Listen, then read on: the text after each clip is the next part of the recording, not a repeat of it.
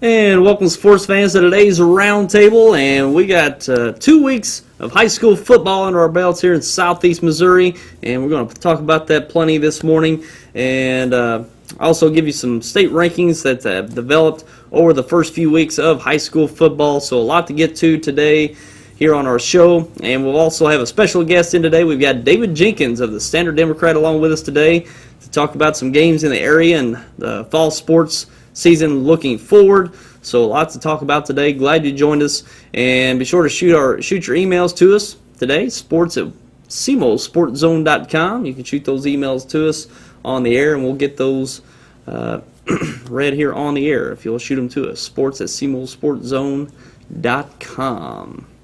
And first talk about some games that are replaying, or one game that's replaying. We'll have the Dexter and Sikeston game we had last night replayed today at noon. Here on Saturday, replayed also Sunday at 4, and will be available to view probably later on today on semosportzone.com. So look forward to those replays later on this weekend. And let's go ahead and take a look at some of those results from last night in high school football, and take a look at the score we done last night, or the game we done last night. 34-0 Sikeston over Dexter, and a big win for the Sikeston Bulldogs. Pulled away in that game with another shutout, and Sikeston, being one of the dominant teams in our area so far this year, only gave up, I think, 68 yards last night in offense. And taking a look at some highlights here, we see Sikeston on their first drive, just driving down the field here. Didn't really break out any big plays last night. Just basically moving the chains up and down the field, and they only had a few punts last night, so a pretty efficient game offensively for the Bulldogs. As we see here, they're making their first drive, and their first score here is going to be a touchdown pass to put them up 6-0. And now the Bearcats on the other end, and this is where the defense we're seeing from the Bulldogs. The top defense in the area, no doubt, only giving up right around 150 yards so far in 3 games this year with that Sikeston Bulldog defense. So very good team there in Sikeston once again this year, and we're going to be talking about that game in the next segment with David Jenkins about that game last night here in Dexter. And take a look at the other games. Crothersville over Charleston, 26-18. And also Cape Central over Poplar Bluff, 34-13. And also we have Chaffee over Hayti in that Class 1 matchup, 47-20. New Madrid County Central over Kennett, 40-21. Big win for the Eagles last night. Malden over Portageville, 32-19. Valley Catholic over St. Vincent in a shutout, 48-0. Jackson over Farmington, 38-7. And Scott City over East Prairie going into overtime, 33-27. And also we have Potosi over Perryville, 27 that's not one. All right. I think Potosi defeated Perryville, but the score obviously wasn't a tie. But those are your results from last night, and we're 3 weeks into our high school football season here in Missouri. And also it's worth noting that Piggott lost to Brookland. I think it was 35-34 final score there, so a tight one there in Brooklyn last night for the Piggott Mohawks. So they got underway with their second week of the season last night. So we're going to take a break and be back with David Jenkins of the Standard Democrat, talk about these games from last night and also the fall season, and we'll be back with him coming up. First Midwest Bank Gold Club offers special privileges for our friends who are age 50 or better and have combined deposits of $5,000. Members enjoy trips, cruises, seminars, and picnics, along with free personalized bank services. Upcoming trips include Journey Through the Holy Land, Yellowstone in winter, Classic Ireland, and Hawaiian Paradise Cruise. Stop by any First Midwest Bank location to sign up for the Gold Club. It's absolutely free. First Midwest Bank, providing common sense financial solutions every day.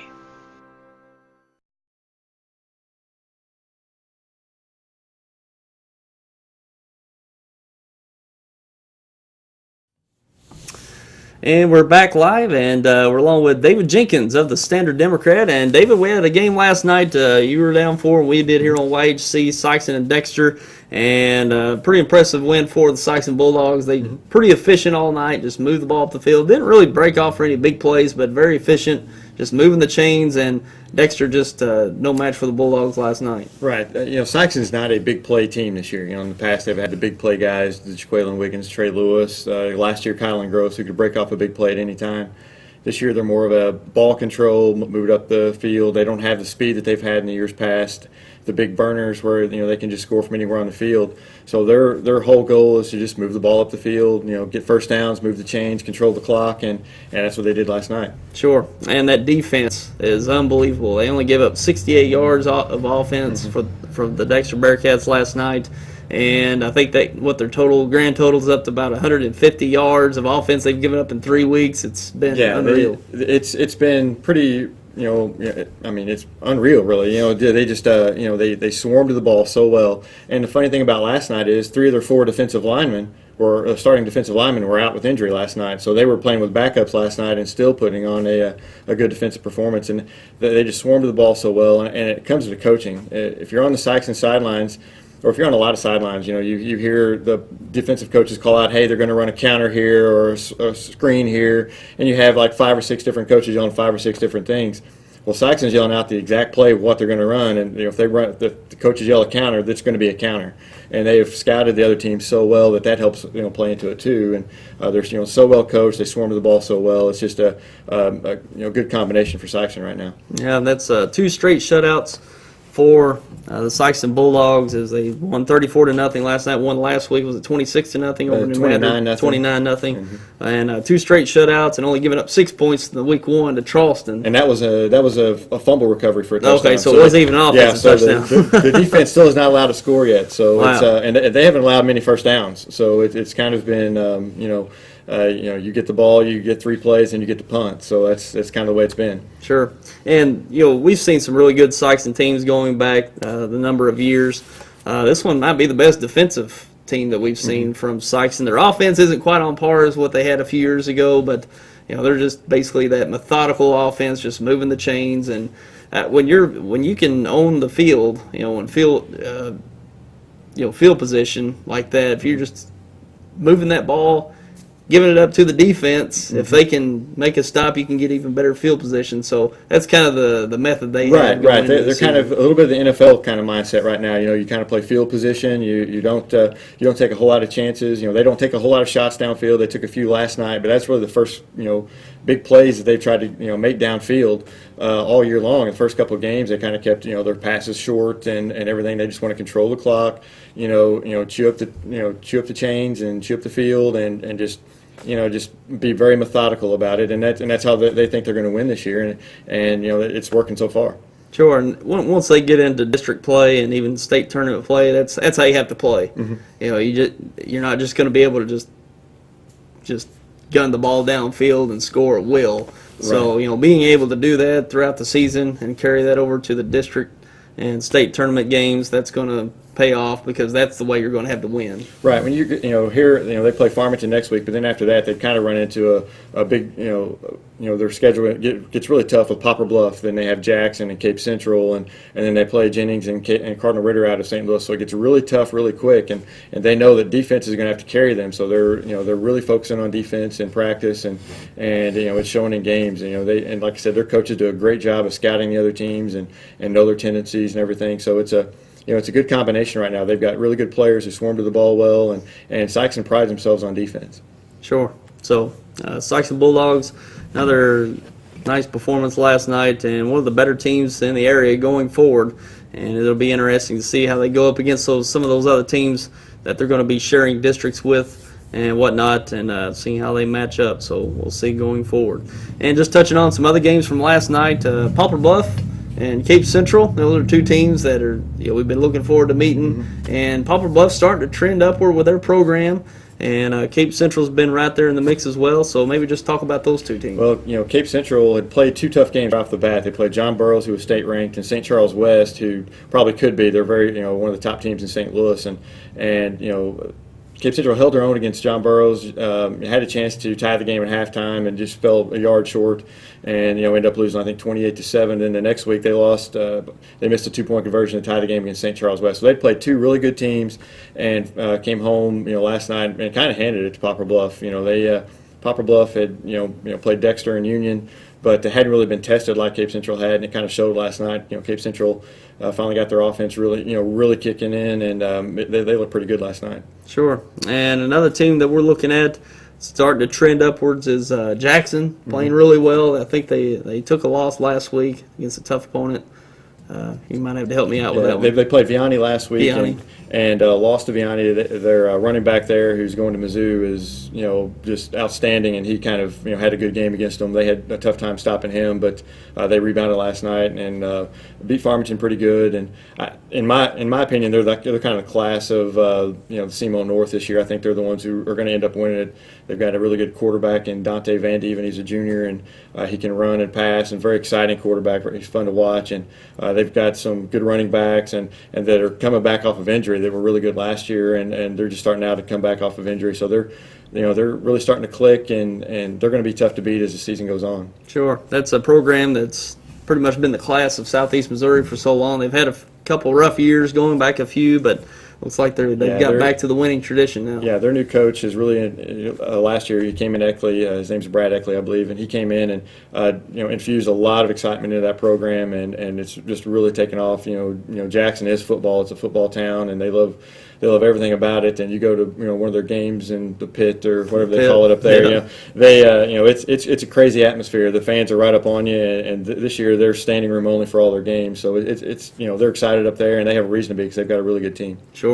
We'll be looking forward to the Jackson Indians once again this year. And maybe shifting down to the smaller schools, we saw Nevada County Central took a loss to Sikeston, as we mentioned. They matched up with Kennett last night, got a victory, but it looks like Keem Nelson may have come down with an injury last night for the Indians. Yeah, Keem Nelson, the quarterback for Kennett, he went out in the first series with an ankle injury, I believe it was, and they had to go with, and he's already their backup quarterback, so they had to go to their third string, and I think that kind of maybe hampered them a little bit. And then New Madrid finally played somebody they kind of matched offensive lines with. They don't have a really, really strong offensive line, and of course going up against Sykes, and we all saw last night what Sykeston's offensive, what they can do to an offensive line, and so they were able to get some of their speed on the outside, and that kind of caught Kennett off guard, I think, because they've got some good speed, and Willie Jimerson, Michael Walker, and Malik Stevenson. Those three can really get outside and score, and they did last night. I think it was 40-7 at one point before Kennett made a couple late to make it not look as bad. Yeah, we saw Kennett last week. We had with Portageville,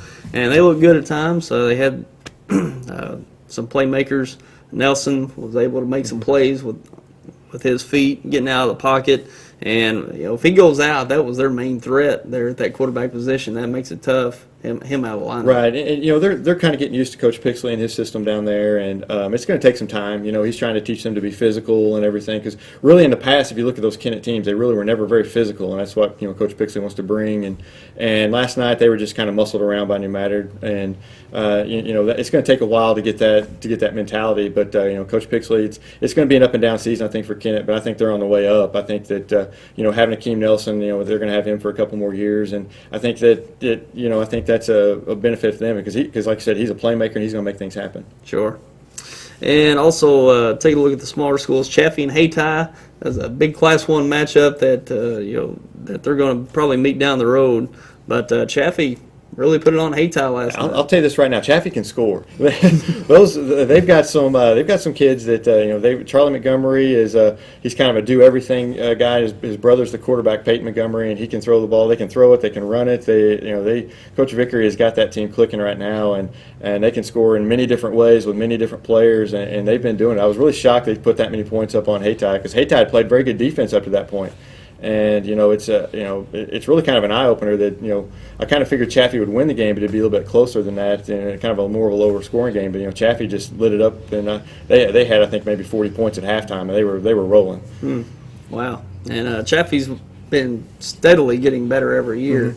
And looks like they've got a good group this year. Yeah, last year they kind of slipped a little bit, but they had a lot of injuries, and they've returned everybody from last year but 2 players. And so they knew what they had coming back, and everybody's healthy this year. And, like I said, Charlie Montgomery and Peyton Montgomery, they're kind of the 2 that lead them. Jimmy Golden's a good running back for them. That he's getting about 100 yards a game. I mean, like I said, they have weapons all over the field. Leighton Tinkoff's a very good receiver. He's tall, got great hands, and for a small school, they're really able to score, and it'll be kind of interesting to see how it goes forward, because it's kind of going to look like it could be them and Valley maybe in for a district. They could play for a district championship later on in the season against Valley, which that'd be kind of a fun game to watch. Yeah, it sure would. 2 good offenses. Yeah, Valley. Yeah, Valley's still the juggernaut though. You're going to have to score a lot to beat them, but it'd still be fun to see. Yeah, Valley, they played St. Gen last week, right? Right. And how'd they do against that? I can't remember. They beat St. Genevieve last week. So, obviously, they're talented up there, and they are year in and year out. And, I think they make the state championship game every year in Class 1. And,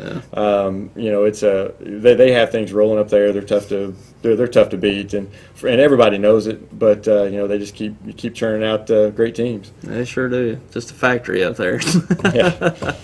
But, sticking with the smaller schools, Mauldin got a nice win last night over Portageville, and Mauldin's one of those teams right now that teams aren't really looking at. They played Crothersville last week, and of course they lost that one, but that's one team that could make some noise with some other teams in the area. Yeah, Portageville kind of had that game. Portageville was up, I think, going in the 4th quarter. I think they were up a touchdown, and looked like they kind of had it in hand, and then all of a sudden things just kind of snowballed against them, and Mauldin just kind of rolled up and scored 3 touchdowns late, and really put it away. They took advantage of some turnovers and some mistakes that Portageville made, and they really Mauldin just really kind of surprised everybody because they hadn't done a whole lot the whole game. I think they only had 14 points going into the 4th quarter, ended up scoring 32. So, they're a team that can score quick when they have to, and they're getting better, and they have the sophomore quarterback in Chapin Riley and some good running backs there that their future looks pretty good. Yeah, we knew last year with Chapin there, and quarterback as a freshman, he's going to learn a lot in 1 year. Yeah, so he was kind of thrust into it this year, but he seems more comfortable this year in the role and everything. And obviously they're 2-1, and the only loss was to Crothersville, and Crothersville's a pretty good team. So that's nothing to hang your head about. Yeah, that's one team that had a battle last night with the Charleston Blue Jays. Another team, they were down. I think it was 19-6, 18-6 or something going into the 4th quarter.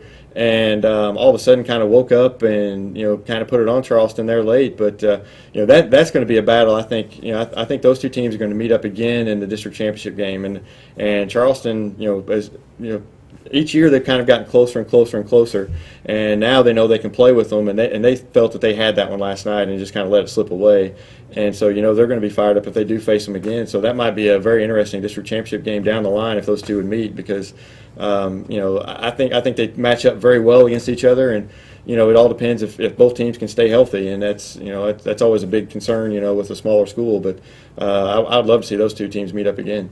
Sure would. And Charleston's, it seems like the past 3 years they're getting considerably better, and I hear that they got a bigger line this year. They do. I saw them play against Sikeston earlier this year, and what really surprised me was their defense. I was very impressed with their defense, how well they tackled, how well they swarmed to the ball. Sikeston really couldn't get anything going on offense until later in the game, and that's when Charleston was losing players to cramps. And it was very. I really love seeing them play good defense, because really Charleston's kind of known for their offense and kind of outscoring you a little bit, but their defense has really impressed me. And then their offensive line is bigger. They're a lot stronger than they have been in the past, and they're able to run a little bit. And if they could just get a little bit of a passing game going, things could really change there. Sure, and it's been exciting so far this year. We're seeing teams come up that have struggled in the past, and you got the teams, your mainstays are pretty much right there in the mix still. So it seems like there's a whole lot more parity in the area this year. There is, and teams like East Prairie who have been down. East Prairie lost 19 straight. Well, they won last week to end that skid, and they're playing with a lot of freshmen and sophomores. They're going to be the team to look at a couple years from now. They have a sophomore quarterback, a freshman playmaker, a wide receiver who's averaging 30 yards a catch or something. He touches the ball, he's electric, and then they have some running backs that are sophomores, and so they're and they lost a close one to Scott City last night in overtime, but they're a young team who's really starting to build, and it's nice seeing some of those young teams kind of see some promise in it, and like I said, after 19 straight losses, you kind of get down a little bit, but now there's some excitement in East Prairie, and it's that way in a lot of places. Yeah, and you mentioned East Prairie. It seems like East Prairie, they really have their valleys. They get in that valley for a while, but man, every 5 or 6 years they'll produce a team that's really exciting. Mm-hmm. Yeah, they got some playmakers, and they'll make a run or two every like 5 or 6 years. Yeah, so it seems like every 6 or 7 years or so that they'll have a team there that's wow, they're pretty good, and the next year they kind of fall off because all those kids graduate and they have to rebuild again. And they're very excited about these young kids, and the kids are excited about playing again. You lose a lot of games, you're kind of the kids kind of get down. Some of them stop coming out, but a lot of these younger kids are excited. They don't understand that, hey, we've lost a lot in the past, and so they're excited and really ready to they're just out there having fun and getting better each week, and it's really kind of fun to watch. Sure. And going forward, I didn't look to next week's games. Is there any big games to look forward to in the next week or so? Right off the top of my head, Crowsville's coming to Dexter. It'd be, I don't know if that'd be really a big game, but it's kind of going to be, Crowsville on the road against a passing team. They've kind of struggled against the pass, so kind of be interesting to see if Dexter can move the ball against them with a pass. Sikeston goes up to Farmington. Farmington comes to Sikeston, and that'll be that's always, those two teams don't like each other much, so that's always a interesting game. And I'm not off the top of my head, I'm not sure of some of the other games, but it's each week it seems like games that there's always a bunch of games that are tough. I think Charleston plays New Matter next week. That'll be a good game.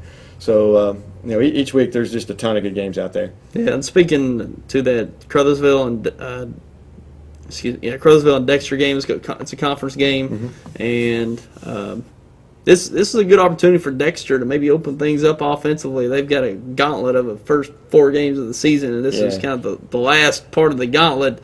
And they haven't been able to open up things defensive or offensively because they played Sikeston, right? Yeah, and they've played St. Genevieve and even Poplar Bluff last week. So this might be an opportunity for them to open things up offensively and move the ball, which they've been having a difficult time this year. And some teams have done well offensively against Crothersville, so they might have an opportunity to do something offensively. Right. Crothersville gave up 60 in their season opener, but it was to the number 2 ranked team in Class 2, but it was a passing game that kind of caught them. And then Malden last week got them a little bit with the passing game. They only scored once, but they scored that touchdown with the pass. And so Crothersville's strong against the run, but not so strong against the pass. And Dexter has a great quarterback in Peyton Pollock. If he can just stay upright, that's kind of been the issue. The offensive line's got to block better for him, and they've got to get him to snap. He's had trouble with the snap. I know they've had some injuries at their center position, which has kind of hurt him a little bit too. If they can shore that up, Dexter has some receivers out there if they can get the ball to him, and Pollock is definitely a good quarterback. He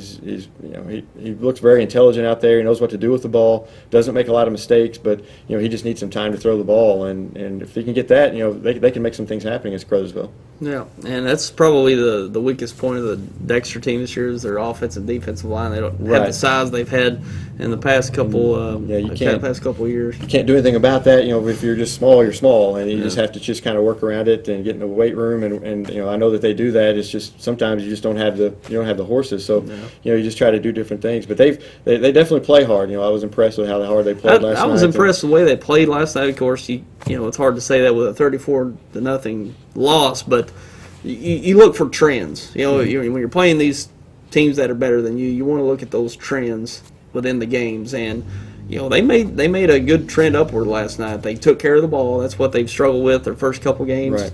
Untimely turnovers that are costly. They didn't commit any turnovers last night, and they moved the ball good, as much as you can move it against that Sikeston defense. They made some plays at times. But they didn't give up big plays. Right. That's what's really hurt Dexter in the past. They give up big plays early, and they're playing from behind early. But they didn't give up the big plays. They forced Sikeston to just march up the field, get those first downs. And from a defensive standpoint, you've got to at least look at that and say, hey, we're not giving up the big play. We're making them earn it. We're making them do force long drives. And they actually forced Sikeston into a turnover, a fumble, a nice defensive effort that was. It was in the backfield, I believe, on that. They had a tackle for loss, and it was a fumble, and they recovered.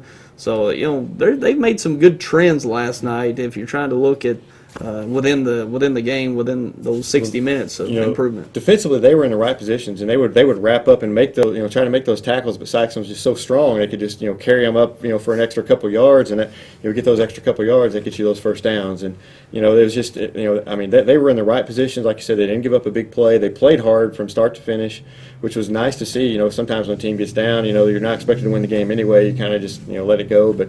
And I know they've had some injuries and some things with some players out, and they're still fighting through it and everything. So you see some good things coming out of them. You just hope that those first 4 games of theirs are so tough.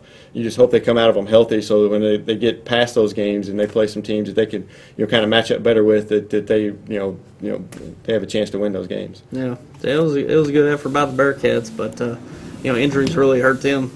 Cody Nelson. Yeah, got another knee injury this year. That's tough, and when you're dependent on those skill players in the spread offense such as they have, it makes it tough when you lose 1 or 2 of those. So. Yeah, it does, and they're not real deep, and really when you get into most high school teams around here, you're not real deep, in a lot of positions, and so you can't. Those injuries really hurt, and it's it's kind of hurting Dexter a little bit, but hopefully they can stay healthy next week, and then as they go into Kennett and stuff, that they match up better with those teams, and they'll start to improve. Yeah, that's my theory when it comes to Southeast Missouri football. That's why. What is it? Chaffee's the last one that's won a state championship. The only one that's won a state championship. Only one? Okay, well, cleared that one up. Yeah, they're the only team. I think in 1983 they won. Haytie's been there, New Madrid's been there, Jackson's been there a couple times and played for one, but they just Southeast Missouri just never seems to win it. It doesn't seem like around here we have the depth. It's the depth, and that they do in other areas of the state. And well, you think about it. There's 22 players. You got 11 on offense, 11 on defense, and the way we play football around here, we got probably 4 or 5 that go each way on a team. And it works good around here. You'll rack up some wins here, but once you get into those state playoffs, those teams are fresh. They've got 11 on offense and 11 on defense most of the time. Right. And I've seen teams around here that they play their 11, and after on offense, and the quarterback comes out, you bring in a safety, and everybody else stays out there. I've seen that, and that just wears you down through the course of a game when you play these bigger teams that are like you said, are fresh all the time, and it's just a different basketball down here is kind of king, and football around the other parts, especially out west, is kind of the big thing. So. It's just kind of the area you're in, but I'd like to see you hear Crothersville from year to year. Maybe they can make a run, and this team or that team, but really just nobody's been able to really get there lately. So it's you hope they do one of these days, but it just doesn't really ever seem to happen. Yeah, and just the comparing basketball to football. Football, usually the football players go over and play basketball. They kind of transition well between the two sports. We'll have 3 or 4 really good athletes that kind of carry the football team, running back, receiver, quarterback, and make the team do well. And when they have to play defense too, it kind of wears you down to a point. But when you go over to the basketball court, you take those 3 or 4 players, put them on a basketball team. 3 or 4 of your 5 players are those kids, and they're playing all game long. Both you play both sides, and basketball, of course. So those 3 or 4 players making up 5 is a lot easier than 3 or 4 making up 11. So that's why the basketball does so much better down here. I remember back whenever New Madrid played for a state championship in football, and they played Platte County, and they played them pretty close, but it was, you could just tell that the Platte County team in every position was just so, so fundamentally sound at each position, and it just kind of just wears you down. And New Madrid's kind of dependent on 4 or 5 big guys, to run all their plays, and by the end of the game, the Platte County is fundamentally sound at every position. They end up winning the game, and that's kind of the way it happens. Yeah, I remember that was my senior year. I can remember that vividly. They were a complete team. If you saw them out on the field, you wouldn't be impressed with them. Yeah, they look a lot like Dexter does this year, really. I mean, there's nobody that just stands out, but they're so fundamentally sound. They would get 4 yards every play, and you couldn't stop it. Right. 4 yards. A 4-yard gain doesn't seem that big, but when you get it every down. Yeah, talk about Sikeston, you just move the ball, and defensively they tackled well. If they got their hands on you, they tackled you, and they didn't. You really didn't have a chance to, really break free. There was a couple of big plays that New Madrid had, but for the most part they kept them, right in front of them and made the tackles, and that's how they won the game. Yeah, it's interesting how it all plays out. So, okay, let's take a look at these state rankings for football this week. And we'll start out with Class 1. Take a look at these rankings. And Class 1 at number 1, we got Hamilton, and I believe they are the defending state champions, if I'm not. I believe so, yeah. Okay, because they defeated Valley Catholic, which Valley Catholic's right there at number 2 this week. And number 3, Westron. 4, Cass Midway. 5, Salisbury. 6, Thayer. 7, Marceline. 8, Milan. 9, Skyline. And 10, Sacred Heart. There for Class 1. In Class 2, Lamar at number 1. 2, Mountain View Liberty. 3, Mountain Grove. 4, South Callaway. 5, Stratford. 6, Crothersville. 7, Lafayette County. 8, Brookfield. 9, Palmyra. And 10, Herculaneum. So Crothersville, they're at number 6. They were starting up at 3, went down to 7. I think back up to 6 now. Yeah, they're at 6, and Lamar just rolled a Class 3 team last night, so they're going to stay. Mountain View Liberty rolled, so those two teams look very tough. And then Herculaneum lost last night, so they'll fall out of the top 10. Okay. And have you seen Mountain View Liberty the past couple of years? I've seen just bits and pieces of highlights. That's all I've Okay. seen. But they apparently have a couple of kids there that are very good, and they can throw the ball all over the field and can run. They're loaded at every position. They return a lot from last year, and of course Lamar. Everybody saw them in a state championship game last year. I'm assuming, and they have the 2 quarterback system where the 2 quarterbacks are back there and they don't know who they're going to snap to, and they kind of run it through that way. And it's a kind of a different system, and teams just aren't able to stop it. They're getting about 50, 60 points a game. Yeah, and talking about Mountain View Liberty, when they scheduled Crothersville for the first time last year, it was like, oh wow, Crothersville really, really good, and Mountain View Liberty really good.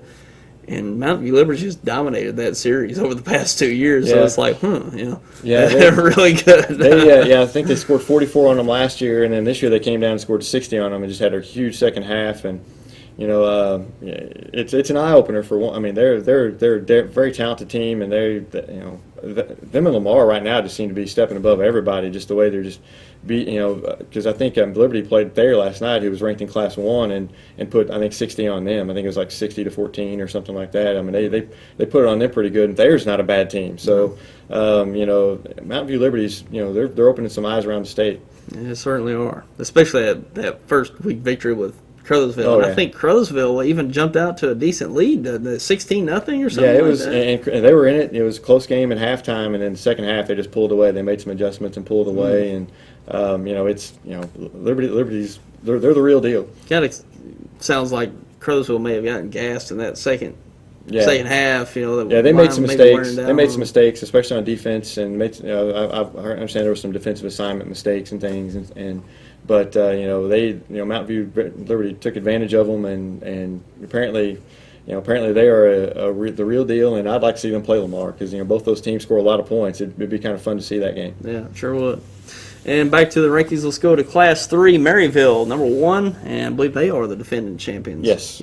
Maryville, number 1, and they beat John Burroughs. John Burroughs has finished second the last 3 or 4 years in Class 3. Yeah, they've been one of the top teams there. 3, California. 4, Oak Grove. 5, Duchesne. 6, Reed Springs. 7, Cassville. 8, O'Fallon Christian. 9, Manette. And 10, Center. And Class 4, Webb City at number 1. 2, Harrisonville. 3, Jeff City Helias. 4, Bolivar. 5, Westminster. 6, Liberty North. 7, Moberly. 8, Hillcrest. 9, Priory. And 10, Hannibal. And in Class 5, Lee Summit West. They're number 1. 2, Parkway Central. 3, Fort Osage. Might be a two-way tie there for number 2. 4, Kirkwood. 5, Camden. 6, Staley. 7, Ozark. 8, Vianney. 9, Webster Groves. And 10, Lebanon. So some teams we're used to seeing there in the top 10 aren't there as Week 3 stands here. Sikeston, we're used to seeing them, and they're in the top 10, but we might see them getting that top 10. Yeah, they might start getting some votes, but their wins haven't been that impressive. They played, some smaller schools. They played some Class 3 schools in New Madrid and Dexter, and Class 2 in Charleston. So they really haven't played anybody their own size. They'll play Farmington this week, so that'll kind of maybe gauge a little bit more. But as they go on, if they beat Poplar Bluff, if they beat Jackson, if they beat Cape Central, then I'm sure they would get some state ranking. Get ranked in state. But I think they're kind of right there on the fringe right now. Yeah. So we'll see how it all develops, and looks like we got pretty good season going so far, and we'll be seeing, some teams come into the fray as, Jackson's really coming on strong and Poplar Bluff's looking strong and Cape Central looking good as well. So looks like we got a pretty competitive season this year. There's not really just any breakaway team in any class, it seems like, unless you could say maybe Crothersville, but like we said, Charleston's really coming up now as they played them tough last night. So really competitive. In the past few years you can say, oh, well, Sikeston's going to run away. Crothersville's going to run away, and but it hasn't been the case so far this year. It hasn't, and it's fun to see. I like the parity. I like the fact that you're going to have a lot more bigger games that way. The games are going to be, the Jackson-Sikeston game. That's going to be a huge game. The Cape Central-Sikeston game, the Cape Central-Jackson game. That's going to be, that's always a big game as it is. But this year it's going to be even bigger, because it may be for a conference championship, and so there's a lot of good games that are out there that left to be played. Sure. And also, we'll kind of transition from football now into volleyball, and they got the Dig for Life challenge this weekend. So talk a little bit about that and some teams that are looking to impress. Well, you always have your Notre Dames and those, your schools like that. Your smaller schools always do pretty well in that. In the past, Scott City's always done really well in those type tournaments. Dexter is looking pretty good this year. Really the whole Class 3 district with Dexter, Perryville, and Notre Dame, those three teams are really quality teams. It's going to be a shame that two of them are going to be sitting at home after districts, but it's kind of the way it is every year with those schools. And then of course you have your smaller schools, and it's always fun to watch those with the Leopolds and the Advance and teams Bernie like that. Really And Bernie's always good. Bloomfield, has good years and bad years, but they're usually very good. And so you have. Just all kinds of, it's fun to watch, and this tournament just kind of gives you a chance to see who's kind of going to be the team to watch this year. Yeah, and that's 48 teams. 48 Cape, teams. Mm-hmm. Taking place in Cape. Right. So, it's always a big deal each year for volleyball, and you get these smaller schools matched up with the bigger schools, and so, a lot of times these smaller schools make some waves in this. Yeah, I know we were talking last night that Cooter played Sikeston, and I think if they didn't beat them, they split with them or something, but they played with them, and you just don't usually see that in a lot of other sports where a school the size of Cooter, which maybe 90 kids, and it beats could beat a team like Sikeston, but in volleyball you always do, and it's fun to see the smaller schools kind of step up and beat the bigger schools. Yeah, and this year you talk about Bernie, they were runner-up in state last year. They can make some waves in this thing. Yeah. Bernie's always tough. Bernie's got a great volleyball tradition there, and as does like a Leopold too, and those schools always seem to have good teams. Sure. So we'll be looking forward to how that shapes out. It's playing over the weekend. Just got started yesterday, and they'll go through it today and tomorrow. Right. They'll finish up pool play today, and then they'll finish up, and then they'll play tonight in the tournament. Okay, so it wraps up tonight. Right. It'll wrap up tonight. It'll wrap up tonight, and we'll have those results for you early next week. So always a big deal with that Dig for Life tournament in Cape each year. And that's pretty much going to wrap it up with us with David. And Dave, we appreciate you stopping by today. Anytime. And we're really getting into this fall season and looking forward to seeing how it all shapes out. Looks like it's going to be exciting going down to the end of football season this year. So a lot of things to look forward to this fall. Yeah, it's going to be fun. A lot, like I said, a lot of football matchups I can't wait to see, and it's just it seems it gets better and better each week. So. Yeah, we'll be looking forward to it. So we're going to take a quick break, and we're going to finish up with just a few previews of college football taking place, also NFL football, and just a few other things. So we'll be back with that coming up. Hey, Caleb.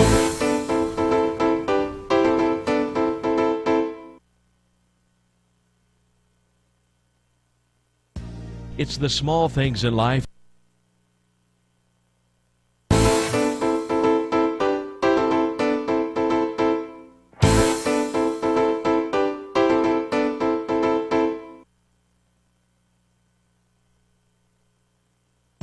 It's the small things in life that you tend to appreciate. The quality of care at SEMO Health Network is no different. They focus on the small details with healthcare that make you feel good, so you can get back to enjoying the small things in no time. They have so many ways to take care of you with 8 locations serving rural communities in need of medical care, including dental facilities and an in-house laboratory. You'll feel good about this. SEMO Health Network.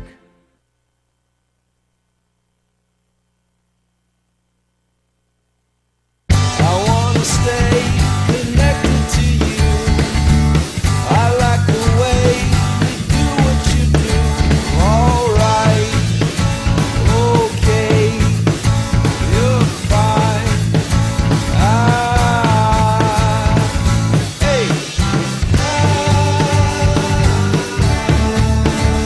Call Audubell Hearing Center at 1-800-499-8786 or visit one of our locations in Dexter and Poplar Bluff, Missouri today.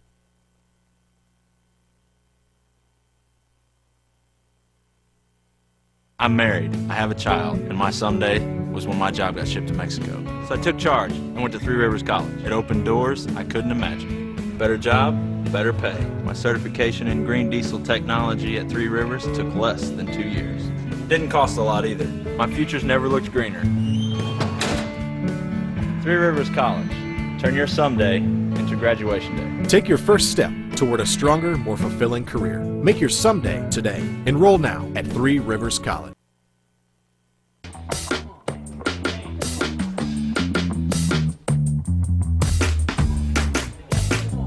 Okay, you're hooked up and ready to go. New Wave knows you're excited about sports, so now's a great time to get connected with the Triple Play Package. Crystal clear TV, high-speed internet, and telephone for only $99.99 a month for 12 months. With New Wave Communications, you've got game.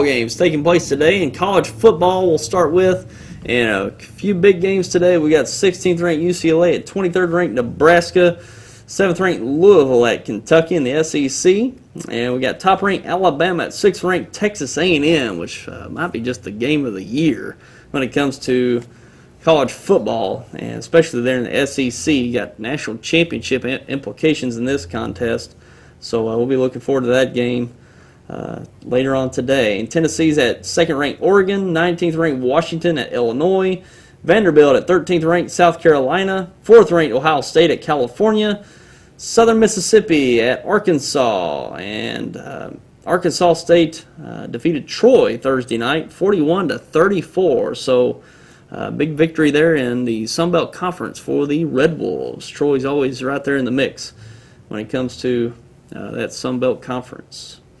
And in NFL, the Rams at the Falcons tomorrow, Redskins at the Packers, Vikings at the Bears, Cowboys at the Chiefs, Chargers at the Eagles, Lions at the Cardinals, Titans at the Texans, the Broncos at the Giants, the 49ers at the Seahawks, and the Steelers at the Bengals. So a couple games to look forward to there. The Broncos and the Giants, of course, you got the Mannings in that one, called the Manning Bowl.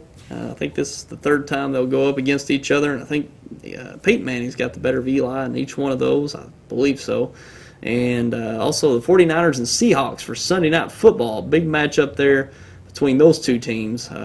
Those could be the two teams coming down the NFC Championship this year. Probably finished as the two best teams in the NFC last year. Well, you got to throw in Atlanta. Atlanta was right there in the mix too. But got two very talented quarterbacks, Colin Kaepernick, Russell Wilson. Should be fun to watch Sunday night there on NBC. And that's pretty much what we have for you today. And we want to remind you of the Sikeston and Dexter game will be available to watch online, SEMOsportzone.com, probably later on tonight. And you can catch it here on YHC today at noon and also Sunday at 4. And we'll probably play that Tuesday night as well. So I look forward to that replay. And we'll have some more games next week. We'll have this next week we'll have Crothersville at Dexter. We'll have that game live for you Friday night at 7. Also, we'll be down at Piggott for Piggott's first home game versus Palestine Wheatley. That'll be replayed Sunday at 7 o'clock and the next Tuesday night at 6:30. So we got two games next week we're doing, so look forward to those. And look forward to the Sports Roundtable being back with you next Saturday live at 10 a.m. We'll have more guests and more commentary on local high school athletics. And until then, I'm Tyler Wagner. Have yourself a great week.